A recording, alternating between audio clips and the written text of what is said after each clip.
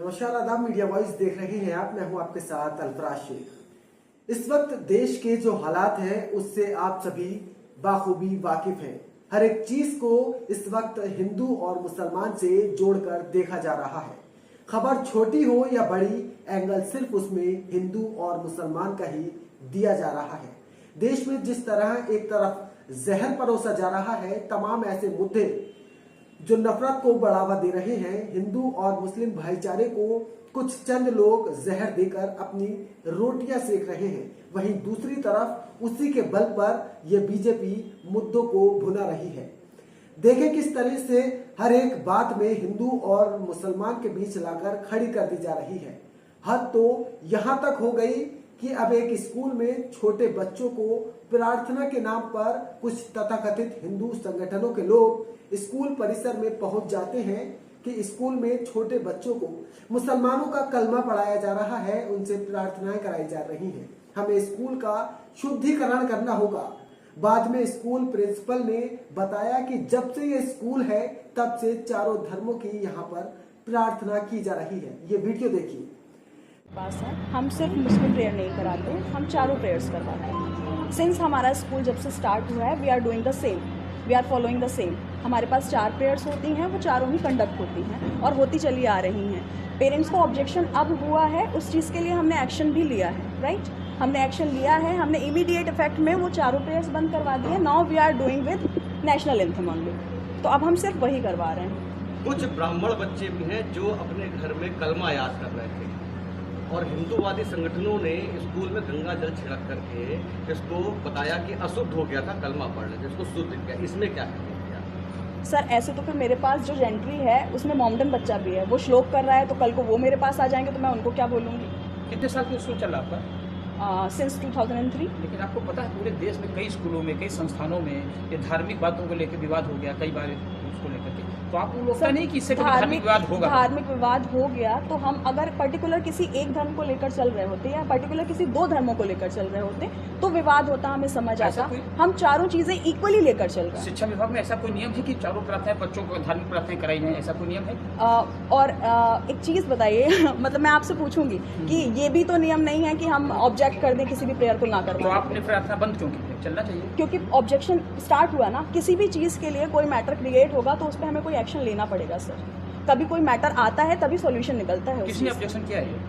ये कुछ पेरेंट्स आए हैं हमारे पास, अब मैं नाम लूं उनके, तो उनके बच्चे पढ़ेंगे भी? में भी आप क्यों नहीं पढ़ेंगे? घटना सामने आई जो आपका पनकी में भी सर पनकी स्कूल की मैं हेडमिस्ट्रेस हूँ। पनकी में इतने सालों से सेम प्रेयर चल रही है, कभी आज तक कोई इश्यूज सर ऑब्जेक्शंस आए नहीं है। जब ऑब्जेक्शंस आए हैं हमने उस पर एक्शन लिया है, तुरंत लिया है सर। ऐसे छोटे बच्चों के बीच किस तरीके से हिंदू और मुसलमानों का बीज बोया जा रहा है।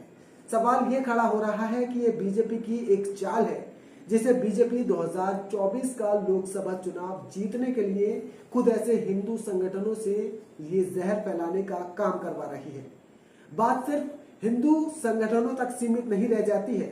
सबसे ज्यादा बढ़ावा देश का वो मीडिया दे रहा है जिसे लोकतंत्र का चौथा स्तंभ कहा जाता है। जिस तरीके से मौजूदा सरकार की गुलामी कर रहा है, ये किसी से छिपा नहीं है। 2024 का एजेंडा हिंदुत्व को बढ़ावा देने के लिए सेट कर रहा है, जो बीजेपी का मेन मकसद है। देखा जा सकता है किस तरीके से मुसलमानों को टारगेट किया जा रहा है। अब नाम देखकर यूएपीए लगाया जा रहा है, बुलडोजर का डर, नमाज पर विवाद, लाउड स्पीकर से परेशानी, तमाम ऐसे मुद्दे जिससे बीजेपी को अपने हिंदुत्ववादी चेहरे पर खरी उतरने का मौका मिल रहा है। इसी के बीच अब एक बार फिर से सीए एनआरसी के मुद्दे को जन्म भी दिया जा रहा है। देश के गृह मंत्री अमित शाह ने पश्चिम बंगाल के नेता प्रतिपक्ष शुभेंदु अधिकारी से मुलाकात की।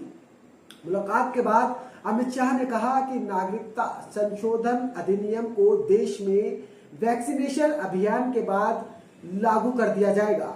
तो आप समझ सकते हैं कि एक बार फिर से सीएनआरसी का मुद्दा निकलकर सामने आ रहा है। उन्होंने बताया कि सीएनआरसी कानून अफगानिस्तान, बांग्लादेश और पाकिस्तान के हिंदू, सिख, बौद्ध, जैन, पारसी और ईसाई लोगों को भारत में नागरिकता देने में सहयोगी होगा।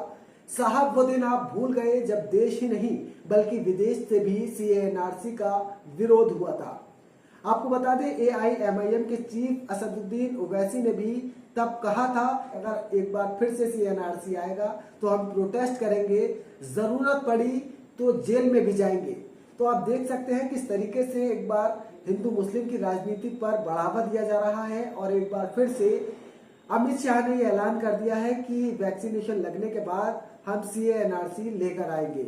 लेकिन अब ऐसे में देखने वाली बात यह है कि अगर 2024 से पहले ऐसे ही हिंदू मुस्लिम की राजनीति बढ़ती गई, ऐसे हिंदू मुस्लिम को बढ़ावा दिया जा रहा है, तो आने वाले 2024 में एक बार फिर से हिंदू और मुसलमान बढ़ जाएगा और उनकी ये राजनीति सफल हो जाएगी। लेकिन सवाल इसमें काफी सारे खड़े होते हैं कि आखिर विपक्ष कहां पर खड़ा है, विपक्ष किन मुद्दों को भुना रहा है, विपक्ष क्यों खामोश है, विपक्ष को जिस तरीके से आवाज उठानी चाहिए, क्या आपको लगता है कि विपक्ष उस तरीके से आवाज उठा रहा है? इस पूरी रिपोर्ट पर आपकी क्या कुछ राय बन रही है, हमें कमेंट करके जरूर बताइए। ये वीडियो आप फेसबुक पर देख रहे हैं तो हमारे पेज को लाइक कीजिए, यूट्यूब पर देख रहे हैं तो मीडिया वॉइस को सब्सक्राइब करना ना भूलें। शुक्रिया।